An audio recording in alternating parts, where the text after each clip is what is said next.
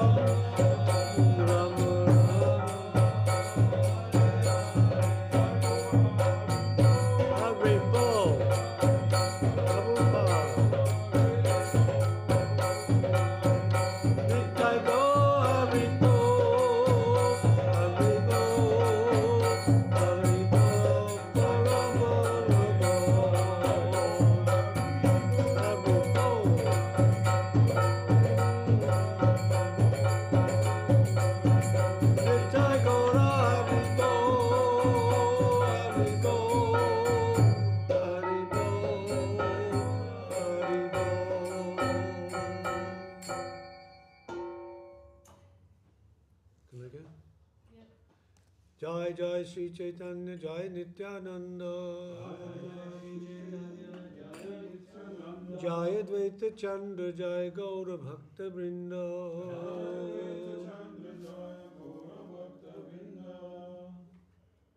Reading from Śrī Caitanya-caritāmṛta by Srila Krishnadas Kaviraj Goswami, presented by His Divine Grace A.C. Bhaktivedanta Swami Prabhupada. And this is from Antya-līlā, chapter 5, how Pradyumna Miśra received instructions from Rāmānanda Rāya. The following summary of the 5th chapter is given by Srila Bhaktivinoda Thakur in his Amrit Pravaha Bhasya. Pradyumna Miśra, a resident of Srihata, came to see Śrī Caitanya Mahaprabhu to hear from him about Lord Krishna and his pastimes. The Lord, however, sent him to Srila Rāmānanda Rāya. Srila Rāmānanda Rāya was training the Devadasi dancing girls in the temple, and when Pradyumna Miśra heard about this, he returned to Śrī Caitanya Mahaprabhu. The Lord, however, elaborately described the character of Srila Rāmānanda Rāya. Then Pradyumna Miśra went to see Rāmānanda Rāya again to hear about the transcendental truth from him. It seems to be there's two topics covered in this chapter. Now, a Brahmin from Bengal composed a drama about the activities of Śrī Caitanya Mahaprabhu and went to Jagannath Puri to show it to the associates of the Lord. When Śrī Caitanya Mahaprabhu's secretary, Svarup Goswami, heard the drama, he discerned a tinge of Mayavad philosophy and pointed it out to the author. Although Svarup Damodar condemned the entire drama by reference to secondary meanings of the introductory verse, he nevertheless satisfied the Brahmana. That Brahmin poet thus became greatly obliged to Svarup Damodar Goswami, renounced his family connections, and stayed at Jagannath Puri with the associates of Śrī Caitanya Mahaprabhu. Vaikunya Kita Kalita Paishunya Brahna Pidita Dhainyanave Nimagnaham Chaitanya Vaidam Ashraye. I am infected by germs of material activity and suffering from boils due to envy. Therefore, falling in an ocean of humility, I take shelter of the great physician, Lord Śrī Caitanya Mahaprabhu. Jai Jai Sachi Sutta Śrī Krishna Chaitanya, Jai Jaya Kripamoy Nityananda Dhanya. All glories to Śrī Caitanya Mahaprabhu, the son of Mother Sachi. All glories to Śrī Nityananda Prabhu. Indeed, he is the most glorious and merciful. Jai Dvaita Kripa Sindhu Jaya Bhakta Gan, Jai Svarupa Gadadhar Rupa Sanatan. I offer my respectful obeisance unto Advaita Prabhu, the ocean of mercy, and to all the devotees, such as Svarup Damodar Goswami, Gadadhar Pandit, Srila Rupa Goswami, and Sri Sanatan Goswami. Ek din Pradyumna Miśra Prabhu Charane, Dandavata Kari Kichu Kari Nivedane. One day Pradyumna Miśra came to see Śrī Caitanya Mahaprabhu, offering his respects and inquiring from him with great submission, Shun Prabhu, Munidina Grihastha Adham, Kona Bhage Panachon Tomar Dulabhacharan. My Lord, he said, kindly hear me. I am a cripple-minded householder, the most fallen of men, but somehow by my good fortune I have received the shelter of your lotus feet, which are rarely to be seen. Krishna Kotha Shunibare More Icha Hoy, Krishna Kotha Koha More Hana Shadoy. I wish to hear topics concerning Lord Krishna constantly. Be merciful to me and kindly tell me something about Krishna. Prabhu kahe, Krishna Kotha Ami Nahi Jani, Sabi Rāmānanda Rāya Jane Thanna Mukke Shuni.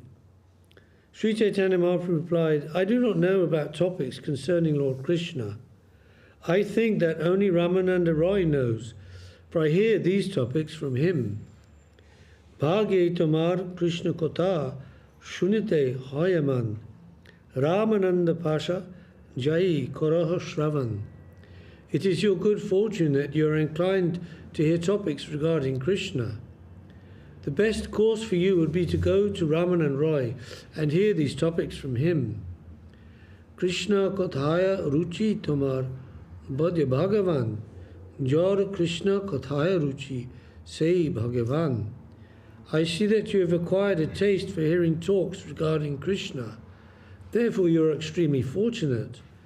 Not only you, but anyone who has awakened such a taste is considered most fortunate. And then the Lord quotes a verse from Srimad Bhagavatam, which you'll remember from your study of the first canto, chapter 2, verse 8. Dharmak svanushtita pungsang vishvakshena kathashuya nutpare jyatiratim shrama eva hi kevalam. Quote, a person who properly performs his regulative duties according to Varna and Ashram, but does not develop his dormant attachment for Krishna or awaken his taste to hear and chant about Krishna, is certainly labouring fruitlessly. Thabe Pradyumna Miśra gela Rāmānanda sthane Rāya rasevakotane bashail asane. Pradyumna Miśra, being thus advised by the Lord, went to the home of Rāmānanda. There the servant of Rāmānanda gave him a proper place to sit down. Because although he was supposedly not a very high caste himself, Rāmānanda, yeah, that's why he was complaining to Mahaprabhu when Mahaprabhu met him first.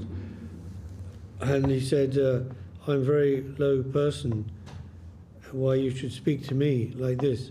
But he had a high government office, so that's why he had a decent house and even, it says here, a servant. Maybe had more than one, we don't know. Maharaj, you made a comment that someone had boils because of the... Yeah, that's Kaviraj Goswami in his humility, saying about himself. Right. So when a practitioner has envy towards other practitioners' perceived progress, what's the best way to dovetail that narta? Because there is a verse on dovetailing the greed. Yeah, of course. Lust, yeah, in the famous song by Narottam Thakur. But the envy, I keep missing that. I haven't come across how to... Yeah, it says envy, you should aspire for the higher realization of higher Vaishnavas. In the Catholic tradition, they call it spiritual envy, holy envy, they call it. Yeah. So it's like that. It's not a material envy, where the result is you get boils, apparently. Because that's a poison, isn't it? A poison in the system would come out in the form of boils, you know. But you can have a holy envy towards, great Vaishnavas. And you, in humility, thinking, oh, I could never be like them, like that. But, it's envy in a good way. It's like aspiring for higher things. And envious of those who have such things. It's not a material envy, though. It's glorification of them, actually, ultimately. And so here he says in that first verse, I take shelter of the great physician, Lord Chaitanya Mahaprabhu. So if envy is cured at the root by a great physician, then all the other diseases will go away. Because that's the root of material bondage, isn't it? And so it doesn't say that where he went, because at this point I think Mahaprabhu is in Puri, is he not? And Rāmānanda is in Andhra Pradesh. Correct me if I'm wrong, but it just says he went to the home of Rāmānanda, Pradyumna Miśra. Presumably that was some kind of a journey, rather a long journey. Unable to see Rāmānanda immediately, Pradyumna Miśra inquired from the servant, who then gave a description of Śrī Rāmānanda. The servant said to him, which he was a bit shocked to hear, Dui deva kanya hoy parama sundari, nitya gite shunipuna vasai kishori. There are two dancing girls who are extremely beautiful. They are very youthful, and they are expert in dancing and singing. Srila Rāmānanda Roy has taken these two girls to a solitary place in his garden, where he is teaching and directing them to dance according to the songs he has composed for his drama. And this drama was called Jagannath Vallabha Natak. Natak just means a play or a drama. The play about the associates of Jagan, Lord Jagannath. Jagannath Vallabha Natak. Please sit here and wait for a few moments. As soon as he comes, he'll execute whatever order you give him. While Pradyumna Miśra remained seated there, Rāmānanda Roy took the two girls to a solitary place. With his own hands, Sri Rāmānanda Roy massaged their bodies with oil and bathed them with water. Indeed, Rāmānanda Roy cleansed their entire bodies with his own hand. Although he dressed the two young girls and decorated their bodies with his own hand, he remained unchanged. Such is the mind of Srila Rāmānanda Roy. Presumably he took them to a secret place in his garden, not because of any material, lust or anything like that, because he probably knew that if people saw that, they would criticize him. And so, like that. Koshta Pashana Sparshe Hoy Chaiche Bhav Tauruni Sparshe Rāmānanda Taiche Swabhav. While touching the young girls, he was like a person touching wood or stone, for his body and mind were unaffected. Srila Rāmānanda Roy used to act in that way because he thought of himself in his original position as a maidservant of the gopis. Thus, although externally he appeared to be a man, internally in his original spiritual position, he considered himself a maidservant and considered the two girls gopis. Purport. Srila Bhaktivinoda Thakur writes in his Amrit Pravaha Bhashya, Srila Rāmānanda Roy composed a drama named Jagannath Vallabha Natak, and he engaged two young girls who were professional dancers and singers to demonstrate the ideology of the drama. Such girls, who are called Devadasis, are still employed in the temple of Jagannath, where they are called Maharis. Srila Rāmānanda Roy engaged two such girls, and because they were meant to play the parts of gopis, he taught them how to awaken thoughts like those of the gopis. Because the gopis are worshipable personalities, Rāmānanda Roy, who considered the two girls gopis and himself their maidservant, engaged in their service by massaging their bodies with oil to cleanse them completely. Because Rāmānanda Roy always placed himself in the position of a maidservant of the gopis, his rehearsal with the girls was actually on the spiritual platform. Unquote. That's a quote by Srila Bhaktivinoda Thakur. So you can understand the very high qualification of Rāmānanda Roy. I mean, that's not humanly possible to do such things, really. And so that's why Mahaprabhu wanted to hear from him.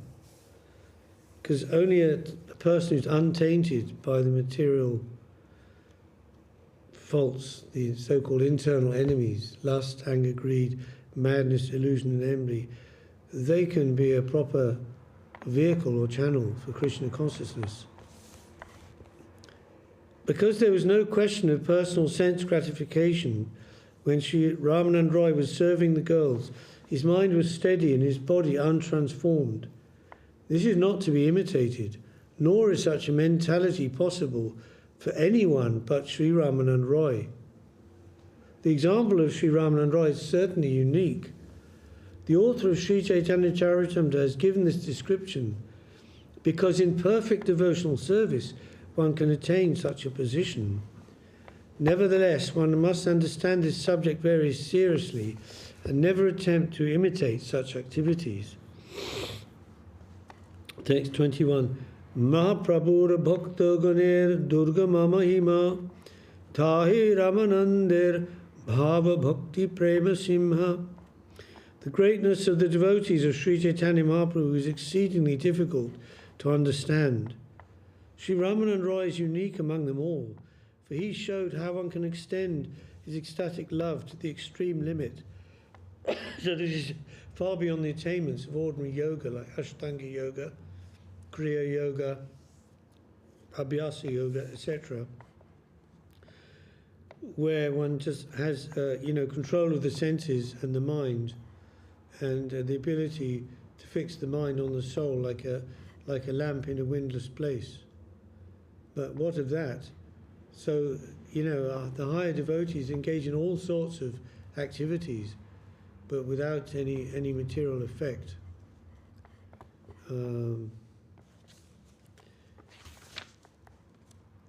Rāmānanda Roy directed the two girls how to dance and express the deep meaning of his songs through dramatic performances.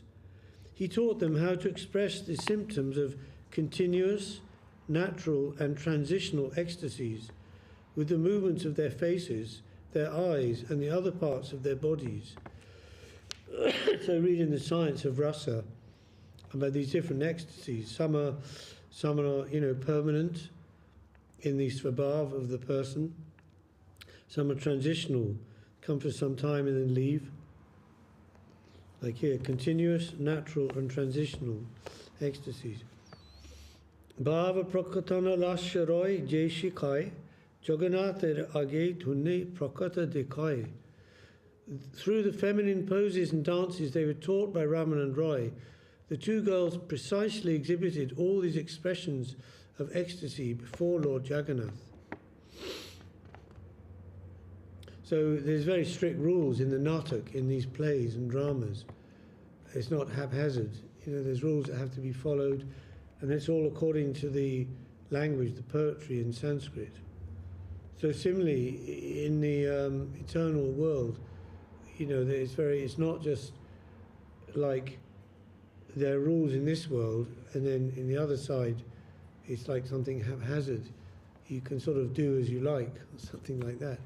Yes, the soul has full independence there, but in the science of rasa, there's many things. And that's why Svarup Damodar Goswami, he would always check if anybody presented Mahaprabhu with any poetry or songs or plays or expressions of Krishna consciousness, he would kind of vet them first to see if there's any rasa bus inside there, which was really like very jarring, to the higher devotees and their understanding. And only if it was okay, then he'd present it to Mahaprabhu. That's coming in the next part of the story. But then Rāmānanda Roy fed the two girls sumptuous prasad and sent them to their homes unexposed. Means unseen by anyone, maybe through some back streets or something like that. Every day he trained the two Devadasis how to dance. Who among the small living entities, their minds always absorbed in material sense gratification, could understand the mentality of Sri Rāmānanda Roy? So we're told later that he's also in his internal self as a manifestation of Vishaka Gopi. He's a very close Lalita and Vishaka with Radharani, and simultaneously and inconceivably of Arjun of the Pandava Arjun. Because there's another Arjun who's a coward boy. Yeah. Rāmānanda Samvad is a continuation of Bhagavad Gita. Rāmānanda Samvad? Yeah. Very much, yeah. A continuation. Yeah, like deeper. Yeah. So it's the same A continuation of Srimad Bhagavad Gita and Srimad Bhagavatam. Yeah. And he says here, Swami Maharaj says, Rāmānanda Roy's service to the gopis for the satisfaction of Krishna is purely an affair of the spiritual world. Unless one is fully situated in the spiritual atmosphere, the activities of Rāmānanda Roy are most difficult to understand. That's why, for like preaching in general, one is supposed to only preach to those who have at least some interest or innocent curiosity, not envy. There has to be some likeness in the two consciousness, for there to be a transferal of consciousness from up to down. So like a materialist or an envious person, you can't tell them about Krishna consciousness, they wouldn't understand it. It's like showing a card trick to a dog.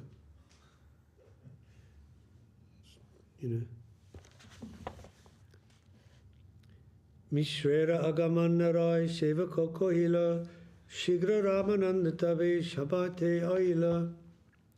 When the servant informed Rāmānanda Rāya of Pradyumna Miśra's arrival, Rāmānanda Rāya immediately went to the assembly room. He offered his obeisance to Pradyumna Miśra with all respect, and then with great humility spoke as follows: Bahukana aila more keha na kohila tomar charane more aparada aila. Sir, you came here long ago, but no one informed me. Therefore I have certainly become an offender at your lotus feet. Tomar agamane more pavitra hoile gahar. Angakar kya karan tomar kinkar. My entire home has been purified by your arrival. Kindly order me. What can I do for you? I am your servant. Just see, he's so highly spiritually advanced. I don't know if he knows Pradyumna Miśra, it doesn't say, or if he came from Mahaprabhu. Maybe it's telling. But, he can see he's a Vaishnava, of course, by no doubt some external symptoms and things like that, but so he offers him so much respect, Saying, my entire home has been purified by your arrival. Kindly order me. What can I do for you? I'm your servant. And Pradyumna Miśra said, Tomara dekite hoila agamani, apana pavitra kailun tomara darshani. I came simply to see you. Now I have purified myself by seeing your honor. Because Pradyumna Miśra saw that it was late, he didn't say anything else to Rāmānanda Rāya. Instead, he took leave of him and returned to his own home. Aradina Miśra oila Prabhu Vidyamani. Prabhu kahe, Krishna kotha shunila Rāya stani. The next day, when Pradyumna Miśra arrived in the presence of Śrī Caitanya-caritāmṛta, the Lord inquired, have you heard talks about Krishna from Śrī Rāmānanda Rāya? Pradyumna Miśra then described the activities of Śrī Rāmānanda Rāya.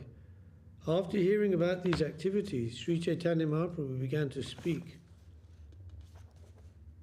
Amita sannyasi apanare virakta karimani darshana rahudure prakritir nama jadi shuni. I am a sannyasi, he said, and I certainly consider myself renounced, but not to speak of seeing a woman. If I even hear the name of a woman, I feel changes in my mind and body.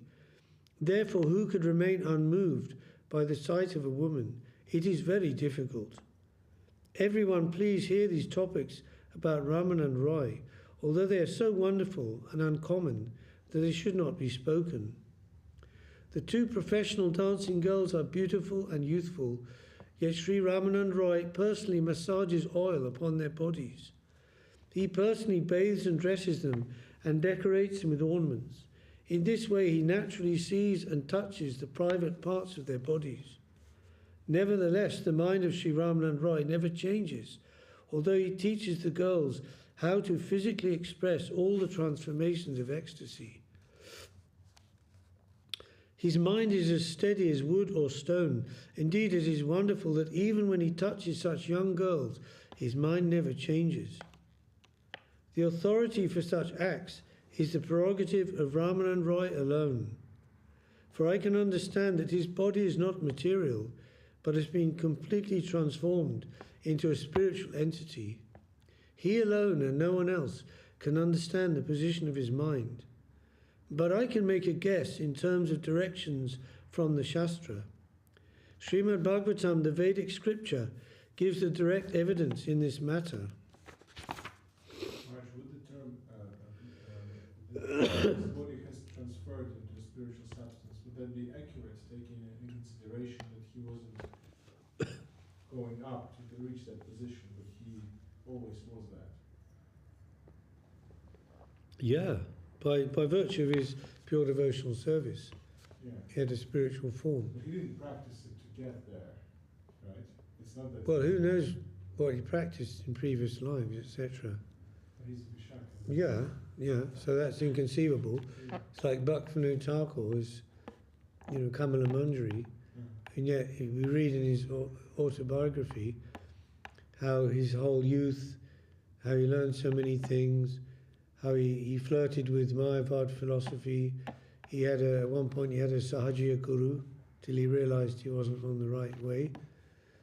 But he still said, I learned two things from him, and one was that you have to be completely vegetarian, and the second is that you should only worship Krishna and no other gods. And so in this way, how he apparently gradually came to Krishna consciousness, and yet he's an eternal associate of the Lord, so that's inconceivable. Play, isn't it?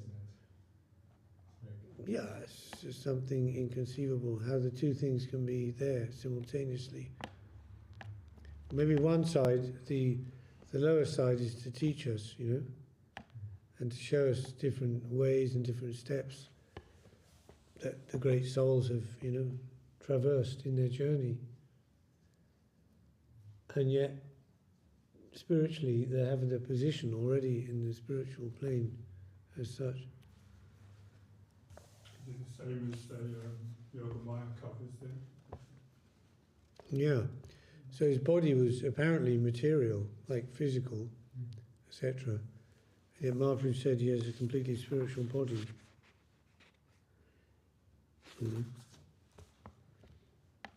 And so he quotes a verse from Srimad Bhagavatam here, and Mahaprabhu, to give some evidence about this, which says, quote, when one hears or describes with great faith the pastimes of Lord Krishna, such as his rasa dance with the gopis, the disease of lusty desires in his heart, and the agitation caused by the three modes of material nature are immediately nullified, and he becomes sober and silent.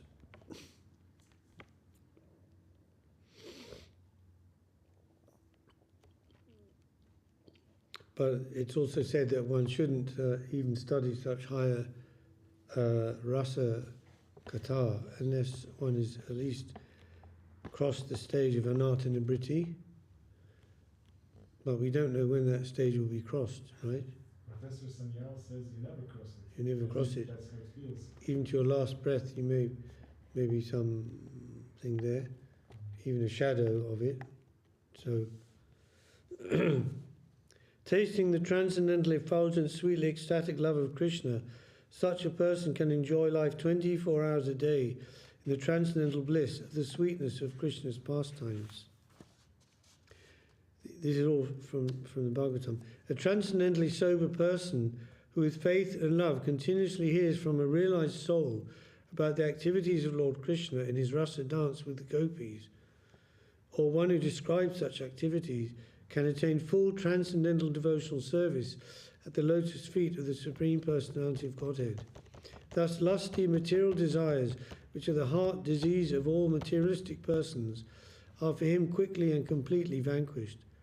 So that's a vital point, isn't it? To hear from it from a realized soul also, not from just anyone, academic person or even devotee who's not fully realized. If a transcendentally situated person, following in the footsteps of Srila Rupa Goswami, hears and speaks about the Rasa-līlā dance of Krishna and is always absorbed in thoughts of Krishna while serving the Lord day and night within his mind, what shall I say about the result? It is so spiritually exalted that it cannot be expressed in words. Such a person is an eternally liberated associate of the Lord, and his body is completely spiritualized. Although he is visible to material eyes, he is spiritually situated, and all his activities are spiritual. By the will of Krishna, such a devotee is understood to possess a spiritual body. Raganugamage jani Rāya bhajan, siddha deha tulya, topte prakrita nahiman. Srila Rāmānanda Roy is situated on the path of spontaneous love of Godhead. Therefore he is in his spiritual body and his mind is not materially affected. I also hear topics about Krishna from Rāmānanda. If you want to hear such topics, go to him again. Mor naam loya teo pataila mori. Tamar sthani Krishna kotha shuni bharatari. You can take my name before him, saying, he has sent me to hear about Lord Krishna from you. Go hastily while he is in the assembly room. Oh, it seems then he's in Puri with them. Okay.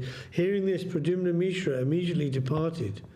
He went to Rāmānanda, who offered him respectful obeisances and said, please order me, for what purpose have you come? So innocent, right? He's not thinking, oh, we can continue this great conversation where we left off, you know. He's just like always ever fresh, everything fresh, like a child, you know. See that with great souls like Srila Sridharmaj, you know, be ever fresh, you know. And that's why he couldn't understand the different kinds of political manoeuvres of the GBC and all that was going on at that time. And just thought, yeah, they're disciples of Swami Maharaj, my dear friend and godbrother. And he loved them, you know. And then finally when things sort of came home to him, you know, some bad things going on, he started to cry, you know. He said, I just tried to help them, you know, for the sake of Swami Maharaj, because he asked me, and why they're treating me like this, you know. So, so Pradyumna Miśra answered, Śrī Caitanya-Mahaprabhu has sent me to hear topics about Lord Krishna from you. Hearing this, Rāmānanda became absorbed in ecstatic love and began to speak with great transcendental pleasure. Following the instruction of Śrī Caitanya-Mahaprabhu, you've come to hear about Krishna. This is my great fortune. How else would I get such an opportunity? So he's thinking like that. So souls like in the level of Rāmānanda, you know, they're very, just hearing about Krishna, they go into ecstasy. Like they say, one time Bhaktivinoda Thakur, in his later years, before he took Babaji Vesh, and he was still in his house in Calcutta, and people were coming to ask and inquire from him, you know, about spiritual topics. And one man came to him and he said, oh, sir, can you tell me something about Krishna? He just said that, you know. And when that word entered his ear, he went into like internal, and he started saying, Krishna, Krishna, you want to hear about Krishna? Is it Krishna, Krishna? That rascal Krishna, you know, etc., you know, like that. So, eventually, of course, he had to leave his family life because he became so internally absorbed he couldn't continue his work as a magistrate and his family life also.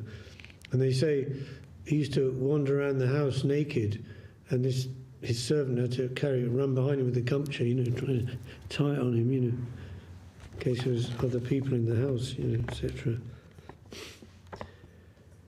I've heard that can be a stumbling block in our path towards love of God, is like the suffering of the Christ and like this complete oblivion to the material world.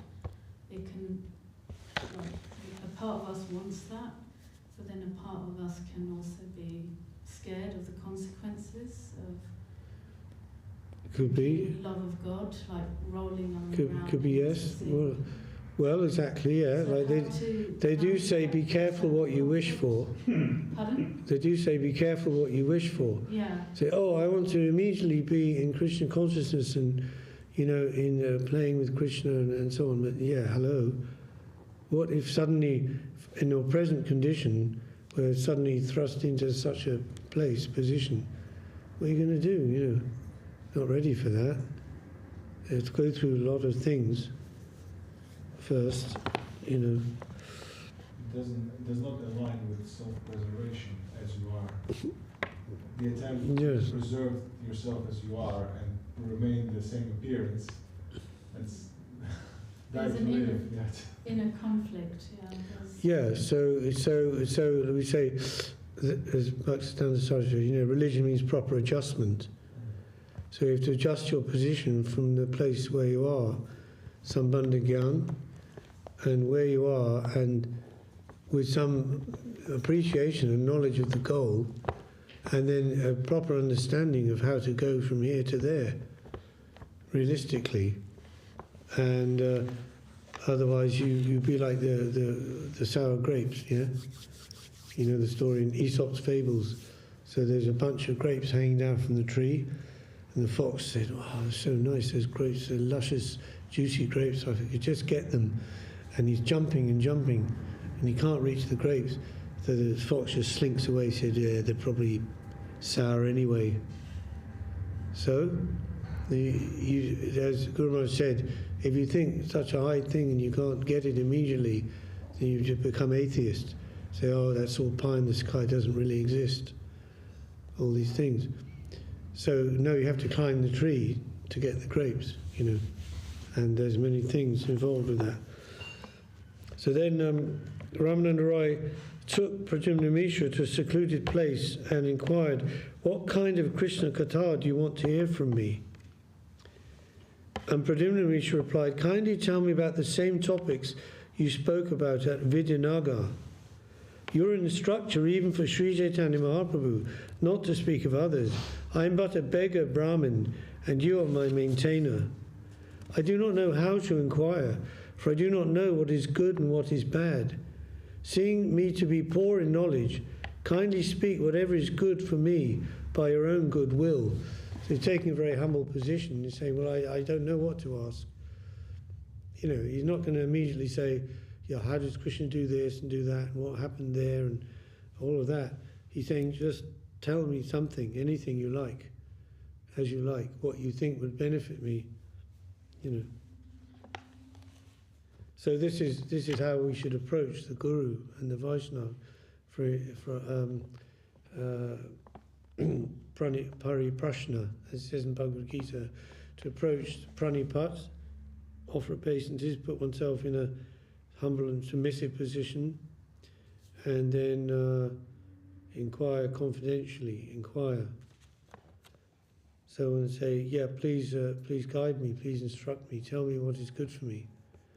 Not come with a big intellectual agenda, And like sometimes they'd ask the Guru Maharaj, devotees would say things like, "In the Tata Upanishad, we find this thing, and this person says this to this," and he answers like that, and what does that mean, or something like that. Depends who's asking, of course. They could ask such a thing and it could be acceptable, but generally one should put oneself in a position to receive whatever is given, whatever is coming from that source, divine source,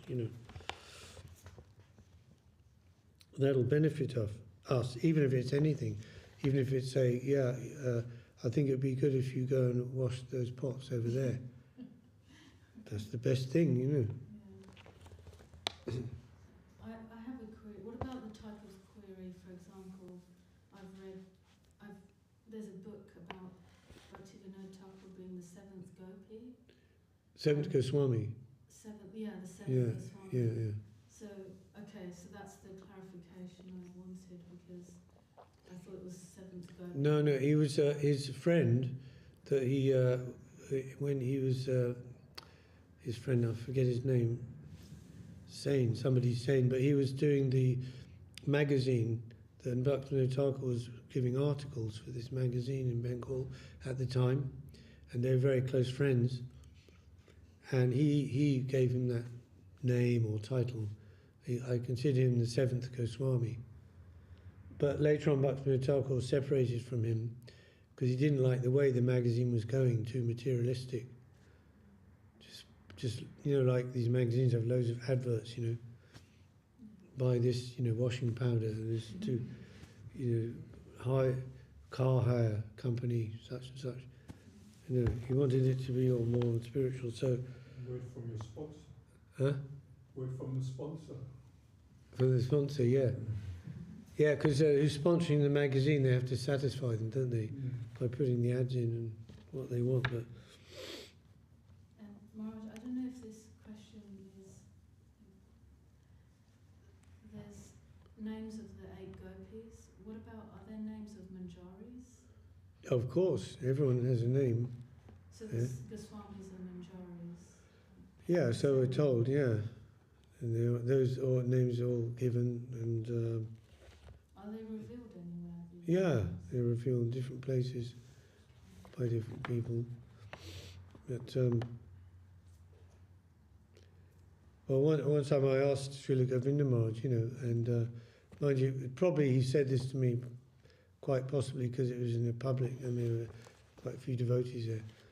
Because Srila Bhakti Thakur Kamala Mandari, we know Saraswati Thakur Nayana Mandari, and I said to him, so in the future, Maharaj, do you think it will be revealed about Srila Sridhar Maharaj, his eternal? He said, we should not ask this question. Yeah. Just yeah, like even I was careful. like that, Not to venture. So, but who knows? That will be. So then Rāmānanda Roy began speaking on topics of Krishna. Thus the ocean of the transcendental mellow of those topics became agitated. So yeah, that Krishna Katha, speaking or preaching, even in very not so high things, just talking to about Krishna, it agitates the ocean of the Bhakti Rasamrita Sindhu, yeah. So, because it's dynamic, and it increases more and more. The waves increase, It's not like just talking about Brahman, and it's just like what you're going to say. There's no form, no colour, no up, no down, no size, no aspects. Not much you can say about it. He began personally posing questions and then answering them with conclusive statements. When afternoon came, the topics still did not end.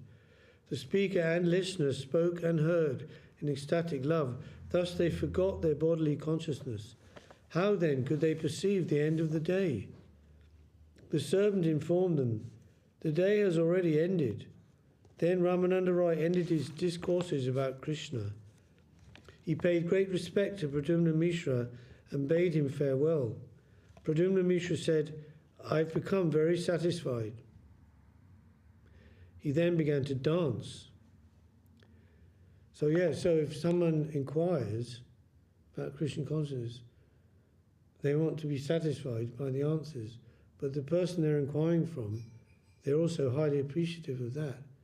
Like when Srila Guru Maharaj would be preaching, and he'd start off on something very simple, and he'd go deeper and deeper and deeper. Then he'd sort of like get into the depth of it. Then he'd almost like pull himself up and stop, not want to say any more, go any further.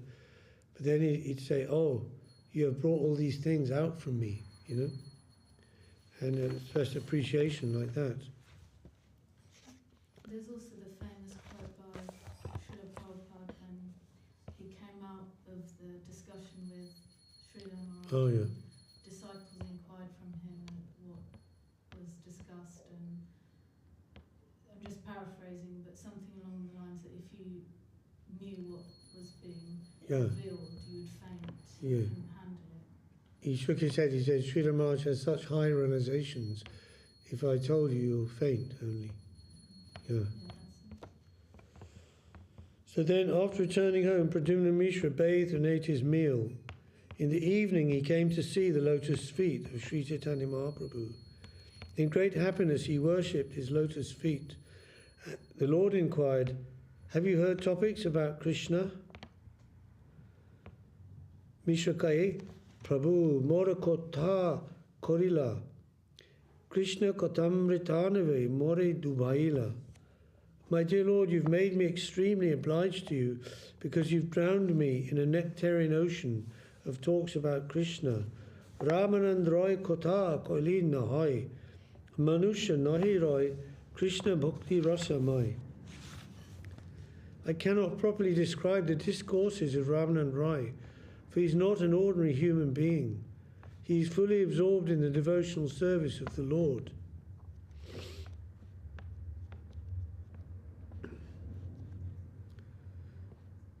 Ara eka kota roy kohila amare Krishna kota bhakta kori na jani hamare. There's one other thing. Rāmānanda Rāya said to me, do not consider me the speaker in these talks about Krishna. Whatever I speak is personally spoken by Lord Śrī Caitanya Mahaprabhu. Like a stringed instrument, I vibrate whatever he causes me to speak.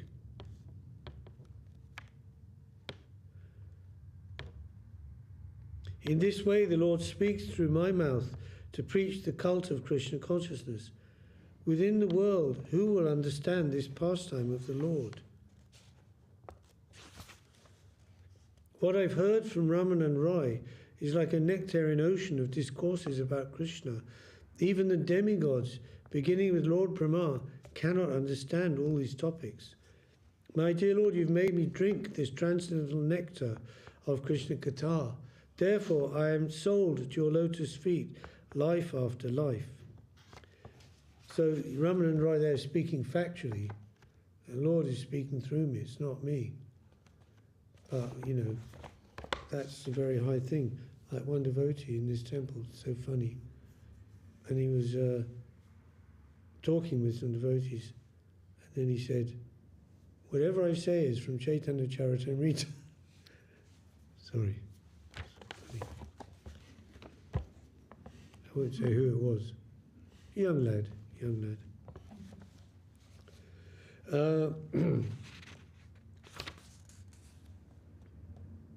Śrī Caitanya Mahaprabhu said, Rāmānanda Rāya is a source of all humility. Therefore he has attributed his own words to another's intelligence. This is a natural characteristic of those advanced in devotional service. They do not personally speak of their own good qualities. So Vaishnava Pratishtha, right? We're supposed to, any Pratishtha where is the property of Gurudev, Vaishnava and Gurudev. There's three things, you remember them? Pratishtha for Guru. Money. Huh? Money. Yeah.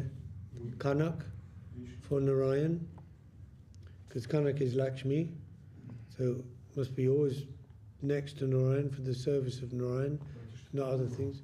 And last? Pratishtha Guru, wealth Narayan, yeah. Beauty, enjoyment to Krishna. Yeah. Kamini. Kamini means enjoyment. So that can be any sort of enjoyment. Anything you like, you enjoy doing. Could be watching some movie, having some particular some sandwich in cafe. What do you think? Actually, Krishna is the enjoyer, you know.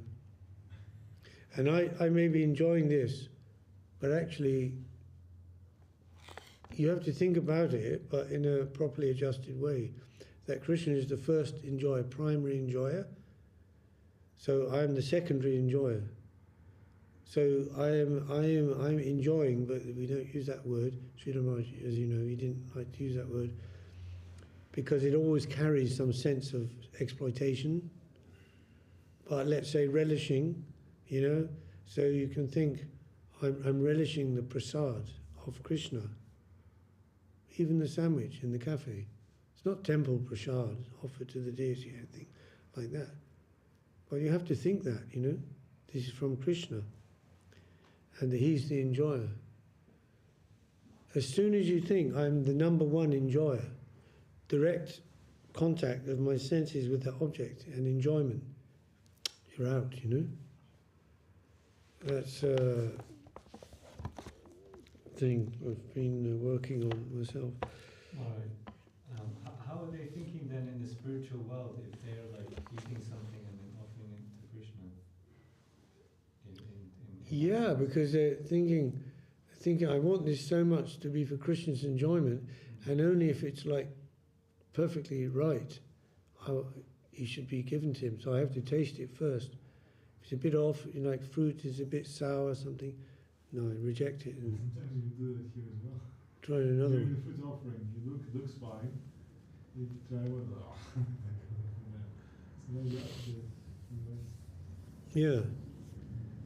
You're allowed to taste the food before offering without enjoying it, Yeah. right? What about in the spiritual world when they're in the Bhogarati song, they're sitting in rows taking lunch? Oh yeah. How do they offer to Krishna first, or because it describes they're enjoying? You see, eating? because in that level, in that stage, because there's so much in harmony with Krishna, Krishna consciousness, and it's a different thing. We're talking about it from our perspective as conditioned souls, how we have to think, how we have to be. But when they're like in that situation, like in love with Krishna, like Krishna's their all in all. It's all they're thinking of all the time. And there's nothing that they do, think or say or feel that's separate from Krishna. So it's not in that level, it's not mechanical. Like here it'd be mechanical. Oh, I have to think like this, otherwise I'll be, that won't be right. That's not Krishna consciousness. But there, it's automatic, spontaneous, just living with Krishna, and so because of course, to enter into the spiritual realm, they're already accredited. They're already 100% surrendered souls. Otherwise, they wouldn't be there. They couldn't be there. So that's the thing, Thinking about it and looking at it from our perspective, under that level, then we have to find ways and means, to adjust ourselves continuously in that direction, with that aspiration.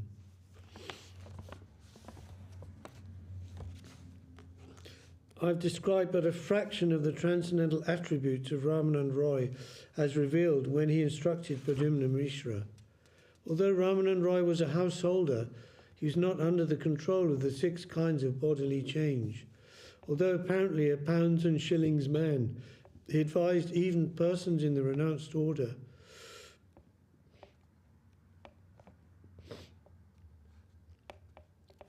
Well, this is living proof that, of course, it's not according to one's varna or ashram about spiritual advancement. In fact, the majority of Mahaprabhu's disciples were grihastas.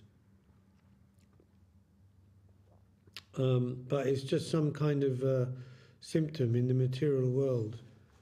The varna, which literally varna means colour, not like physical colour, white, red, etc. But a colouring is something that's put over the top of something, right? That's just a help, an aid. Has to be organised according to that varnashram in the material world. So the whole, it's like an army, is on a campaign, going to a certain destination for a certain purpose. You can't have haphazard, just people running around in a mass. You have your different ranks, your infantry, your cavalry, your medical corps, your signals corps, so many things. So you have your varna and your ashram for organising in society. But it's Krishna consciousness beyond that. It's Paramahamsa Dharma. That's why I have the white bead bag. If the sannyasi is all in the red cloth, we'll have the white bead bag. Because it's beyond that. It's Paramahamsa Dharma, And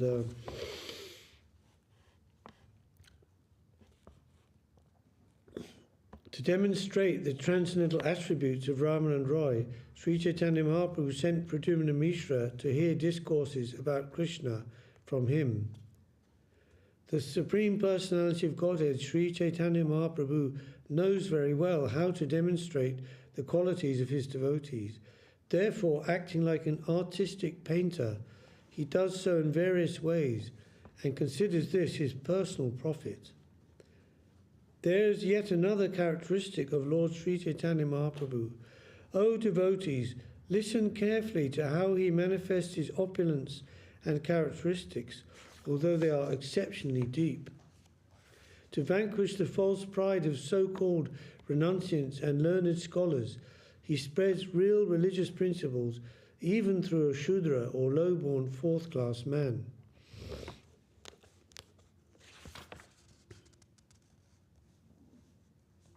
Śrī Caitanya Mahaprabhu preached about devotional service, ecstatic love, and the absolute truth by making Rāmānanda Roy, a grihasta born in a low family, the speaker. Then Śrī Caitanya Mahaprabhu himself, the exalted Brahman sannyasi, and Pradyumna Miśra, the purified Brahmana, both became the hearers of Rāmānanda Roy. The Lord similarly exhibited the glories of the holy name of the Lord through Haridas Thakur, who was born in a Mohammedan family. Similarly, he exhibited the essence of devotional service through...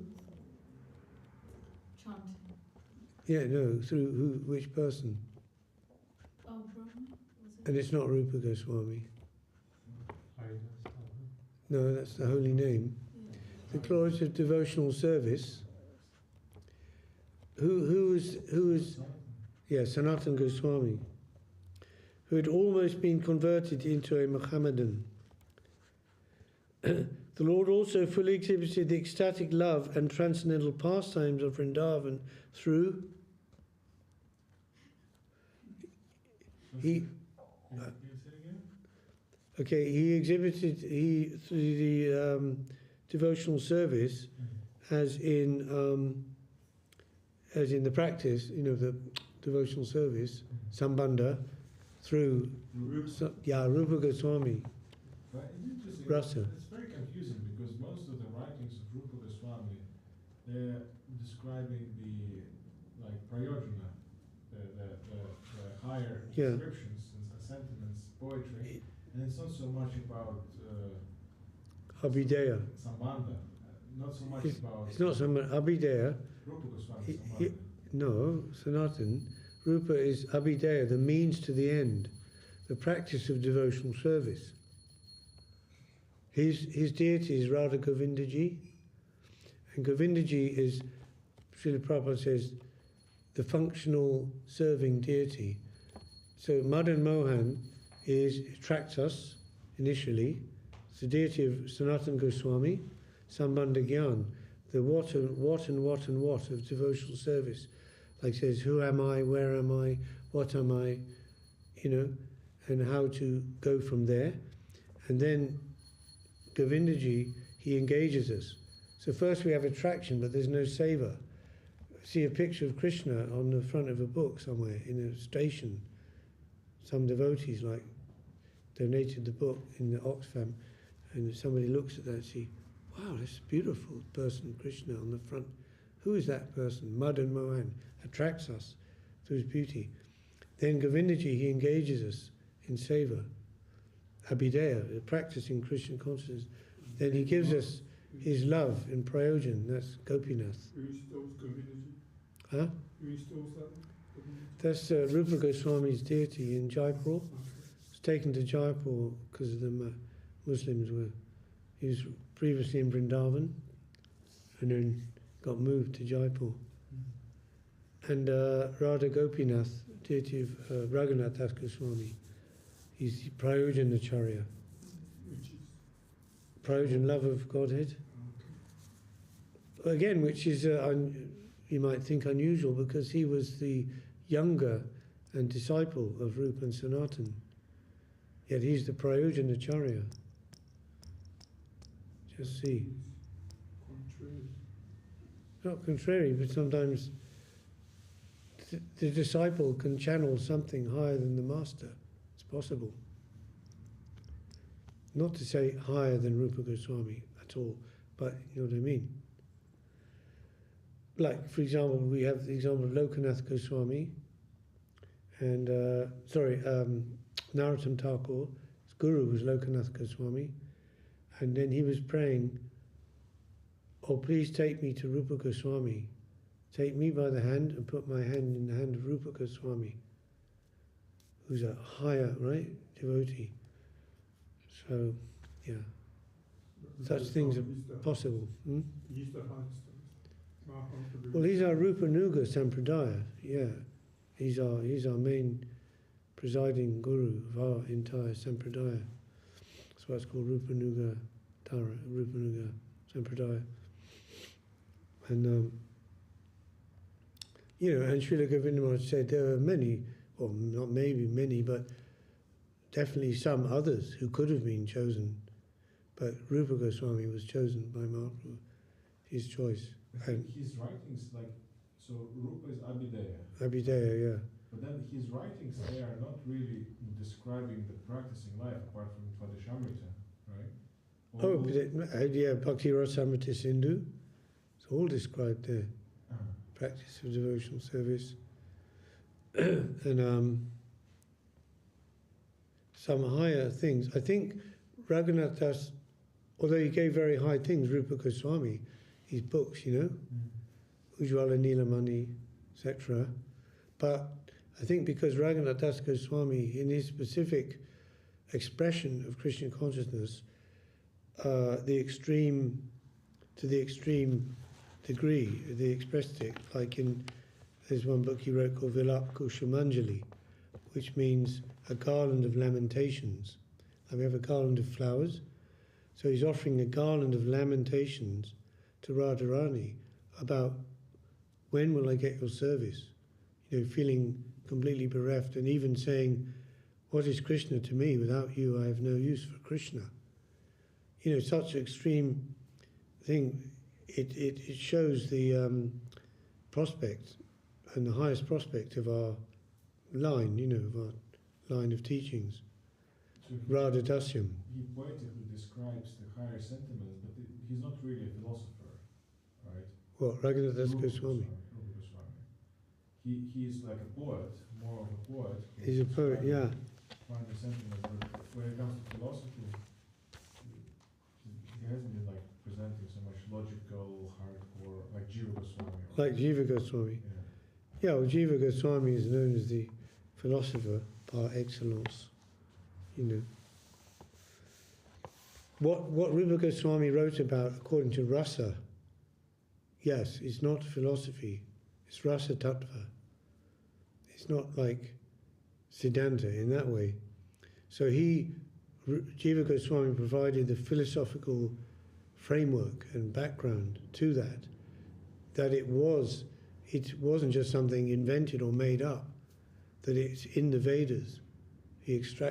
By giving the references and going deeply into that how he's extracted the essence of the Vedic teachings, which is, you know, service of Krishna and love of Krishna. That's what defines Rasa Tattva. That's Sanatana Goswami, right? Written by. Brihad Bhagavatamritam is,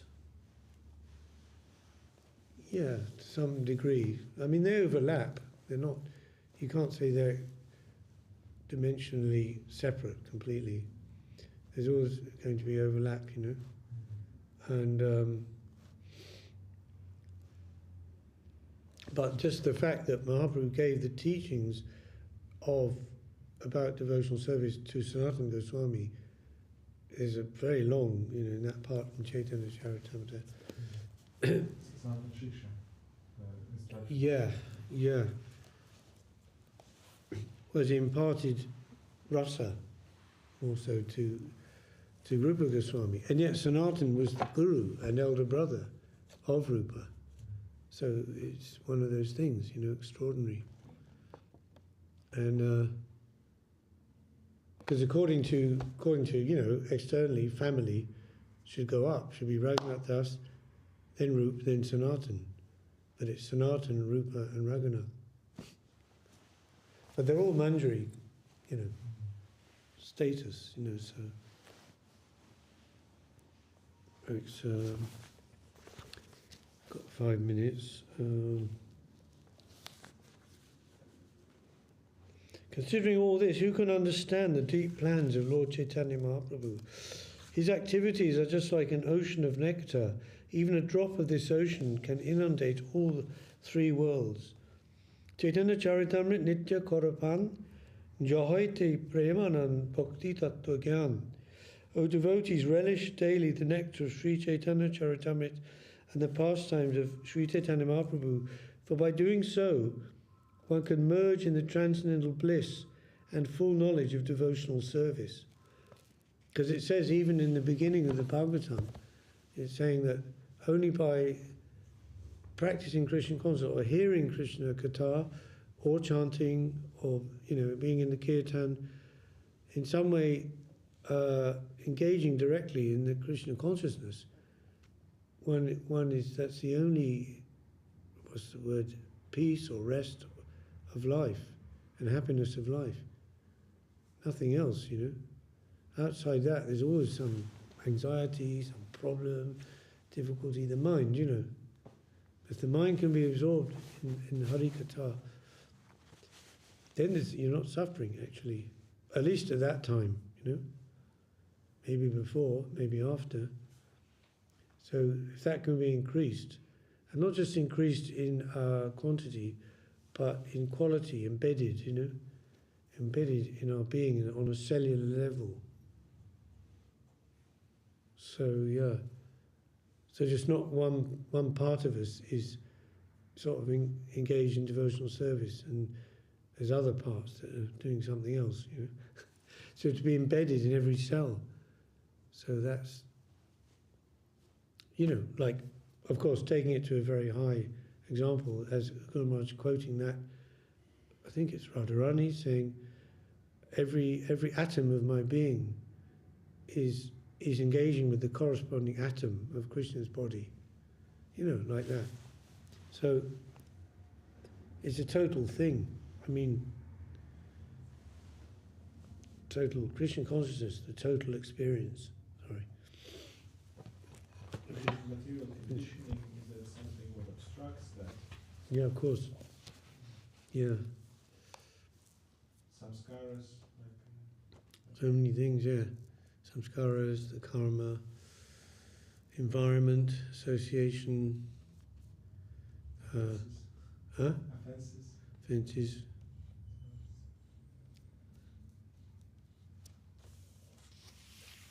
Okay, then this is going on to the second part of the chapter about meeting this Brahmana and his play or his poem that was rejected by Sripad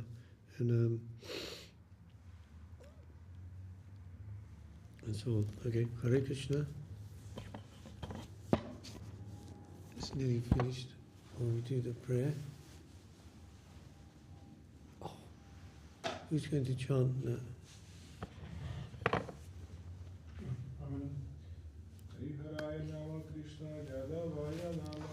Hari Harai Nama Krishna Jadavaya Namaha